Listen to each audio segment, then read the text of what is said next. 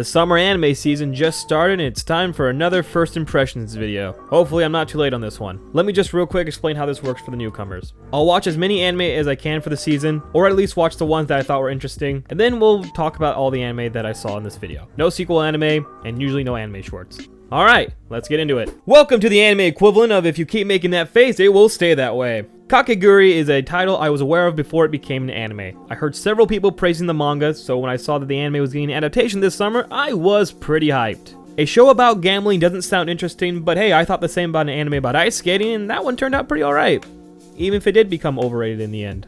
The world that Kakegurui creates is a world where a private academy is drenched in after-school gambling. Working like a hierarchy, students that get in tremendous debt become house pets, which basically means you're treated like a slave. The main character is super entertaining to watch. She's kind of like Light Yagami, but like with tits. Not really sure what this guy's purpose is though. Seems to only be there to react when Yumiko goes batshit crazy. Listen, I'm going to level with you. Kakegurui's reality is unrealistic. A school that acts like a hierarchy revolved around gambling while somehow all teachers in faculty are nowhere to be found is a stretch for an anime that's listed as psychological. The show's biggest problem, however, is its villain of the week antagonist.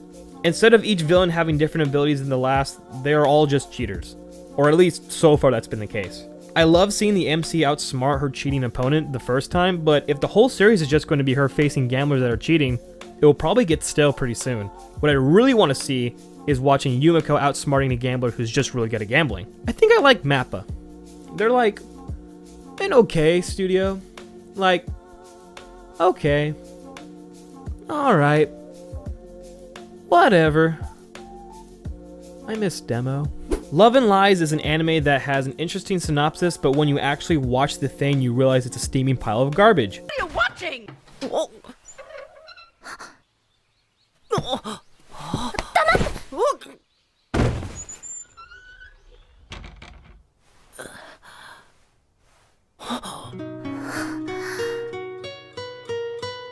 Quick, Gerald, do something!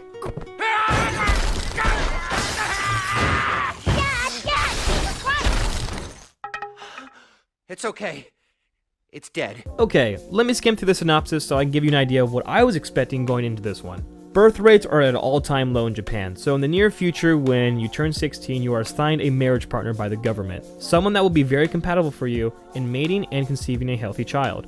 This is law. Romance with anyone else besides your selected partner is forbidden. Our main protagonist, Yukari Nejima, is of course already in love with a girl who isn't his assigned partner. What will he do? What will he do? What will he do? Alright, doesn't sound too bad, right? Interesting premise, but my god, this feels like it was written by a 12-year-old. I'm going to spoil the first episode, so if you're for some reason actually want to check out this trash, then come back at this time mark. By the end of the first episode, Nejima tells the girl he's been in love with how he feels. However, keep in mind that Nejima is not close with this girl. He let her borrow his eraser once in elementary school and got all flustered when she told him thank you. That's about it. When he finally tells her his feelings, what do you think happens? Does it portray a realistic scenario where she turns him down? Nope. This thought straight up gets on his dick, makes out with him, and tells him she's in love with him too. And you want to know why she does this? Because she kept the piece of eraser he gave her back in elementary. What? They do not know each other, and she's straight up on his dick making out with him saying, oh, I've been in love with you too. I've kept the eraser as well. It's a match made in heaven. It's totally not unrealistic. I'm overestimating the writer. A 10-year-old wrote this. Gamers is an anime at times that borderlines being generic, but pulls me back every time it starts to lose me. The idea of a gaming club in high school isn't unheard of, and I like the take this anime has where each person in the club is good at a particular genre and game, ranging from visual novels, puzzle games, FPSs, and fighting games. It gets even better when they're clearly referencing CSGO or, showing BlazBlue. Hell, they even mentioned Super Mario. It has enough interesting elements to keep me aboard for the time being. I really like the main character's philosophy on gaming as well. By the end of the first episode, this socially awkward loner surprisingly doesn't join the club. And it's because he'd rather play games for their enjoyment instead of their competitiveness. As someone that can really appreciate games as an art form, I can really relate to this. I'm not the type of person to constantly keep playing Overwatch matches, but I can totally get behind an indie title with a great story. You have my attention right now, gamers. Don't lose it.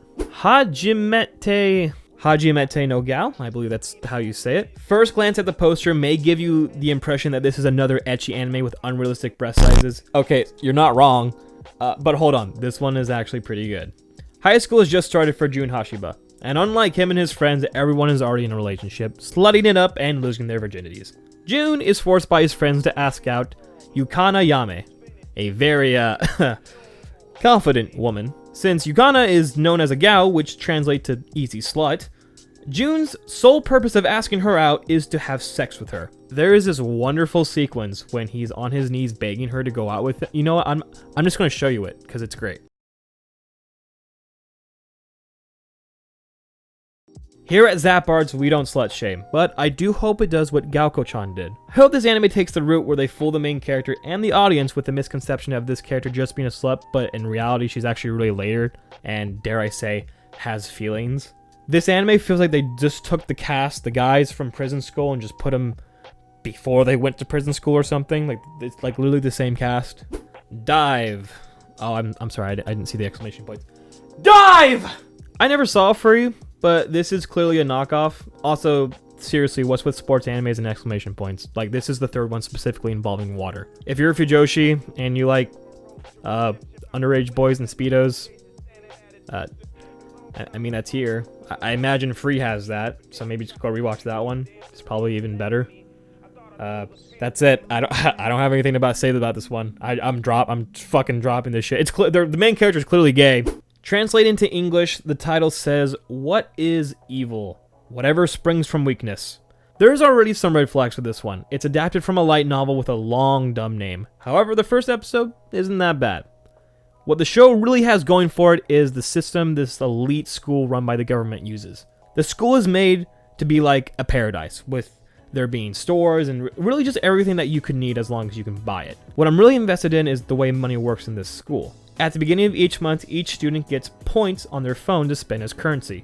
But by the end of episode 1, students aren't given the points because of the bad behavior they've been showing. Like, you know, being tardy, eating in class, or just overall being a shitty student. It'd be interesting to see where the show goes from here. I hope this doesn't go like a Hunger Games route where the students are like forcibly have to be like in the school and they start starving because they don't have their points to buy food, so they start, I don't know, stealing points or killing other students.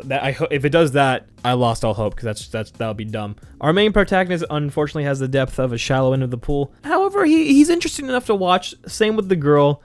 Hopefully, it's a light novel. Red flags, but first episode and kind of the second episode had me enough intrigued to keep watching. So that's about it. Ballroom is to exaggerated body poses as Kakegurui is to exaggerated facial expressions. I really like this one. Watching Ballroom gives me the similar feeling when I watch Yuri on Ice. I would even dare say I like Ballroom even better than Yuri. I absolutely love the character models, they're so beautiful to look at. Shizuku Hanaoka has one of the hottest bodies I've ever seen in anime. Oh shit, she's 15. Holy crap, it's usually an anime that has their characters look too young, but with Ballroom they look like actual adults. Even when they're not. Soundtrack was done by the same dude that did My Hero Academia, so it's pretty good. If you're a sucker like me for coming-of-age stories, then don't skip this one. Alright, real quick, I'm going to do a quick shotgun round of some of the animes that I just don't have anything other than like 2 words to say about. So let's get into it. If Levi was the main character of a soccer anime, Ufotable is making another game adaptation, I see. Won't be as good as Castlevania. For an anime that I thought was just going to be another Monster Musume type deal, it surprisingly had a lot of world building. This anime would be way more enjoyable if you were high. Oh, what the fuck, Studio Pair? You already had Toka do enough running at the end of Tokyo Ghoul. Now your entire introduction of this new anime is this dude running? Ugh, skip. I had some expectations with this one. I heard that Stan Lee had some involvement, and my impression was that this would be an anime adapting certain Marvel properties. Even if that is the case, because I actually don't know, I probably should look that up, but this anime is... It's bad? No, okay, it's not bad. It's incomprehensible? No, that's not it. It's low budget. Yeah, it's there we go. Yeah, it's low budget. Also, it is kind of incomprehensible and bad. This anime has a comic book style going for it that's pretty cool to look at, but the low budget is very apparent. The frame rate is like 5 frames a second sometimes. Also, I hope Japan doesn't actually think that Times Square is constantly showing an abundance of American flags on the screens. Though that would be funny if that's how they view it. Limitation can breed creativity, and that's going to be like my only reason why I'll continue watching this one, to see how creative they can get with this low budget. Other than that, pretty disappointing. Kinema Citrus, Kainima Citrus, however you say that. This is not a studio I'm familiar with. But if you were to tell me that they got some of the folks from Ghibli working on this anime, I would not be surprised. Made in Abyss is so far my favorite anime coming out this season. As soon as you start watching, you're captivated by the world. An orphan girl named Riko wants to be a white whistle, which is basically top tier for a cave raider. She wants to be like her mom and travel down to the depths of the abyss. One day, while cave raiding with her brother, Riko is saved by a robot who resembles a boy. That's the main gist of it. The rest you should really honestly should experience yourself. The main thing I say that the anime has going for it is its incredible art. I imagine the budget is like high on this project. The scenery is just amazing to look at. I really like how the desks at the orphanage are attached to the walls. I know some people might find that a little dumb, but it's obviously just to train them to be kids to be like better abyss raiders because they have to climb and all that stuff. There's so much good world building here with lovable characters. If I could use one word to describe this, I think my feeling would be whimsical. Seriously, go check out Made in Abyss. It's great. That's it for the summer season. Like always, there's a couple really great anime that's come out, and there's also been a couple pretty shitty anime that's come out. Comment below like what you've been watching this season and what like you're most looking forward to. I've been Zap from Zap Arts. I'll see you in the next one.